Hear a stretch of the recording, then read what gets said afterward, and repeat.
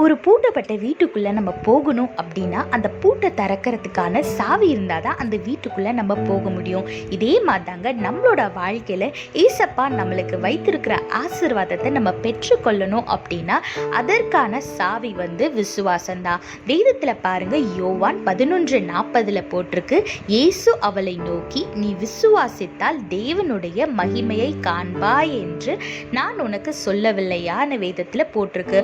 ஆமாங்க, நீங்க விசுவாசிக்கும் போது அந்த காரியம் நிச்சயமா நடக்கும். நீங்க விசுவாசிக்கும் போது தேவன் உங்களோட வாழ்க்கையில மகிமையா செயல்படுவார். நீங்க கேட்ட காரியங்களும் சரி, நீங்க கேட்காத காரியங்களும் சரி, ஏசப்பா உங்களுக்கு வைத்திருக்கிற ஆசீர்வாதமும் சரி, நீங்க விசுவாசிக்கும் போது நிச்சயமா ஒரு ஆசீர்வாதம் கூட விட்டு போயிடாம எல்லாமே உங்களோட வாழ்க்கையில நடக்கும்.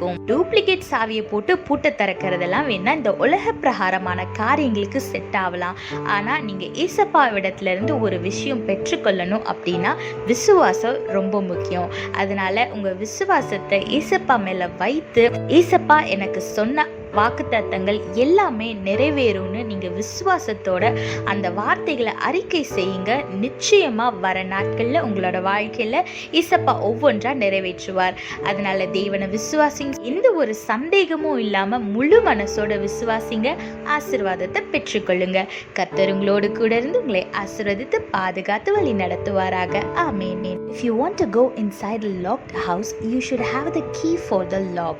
Likewise, in our life, to receive the blessing from our God, the key is our faith.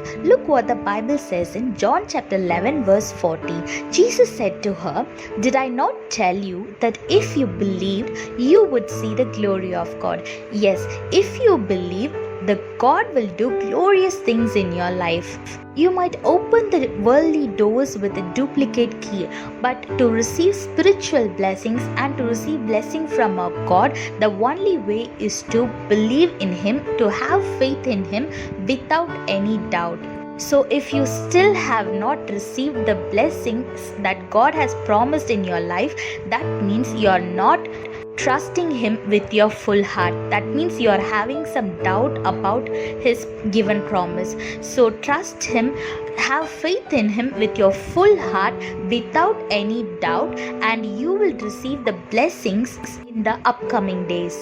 Not even one blessing will be left out.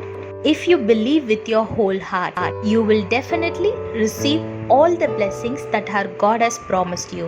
So trust Him with your full heart without any doubt and receive the blessings. God bless you all. Have a blessed day. Amen.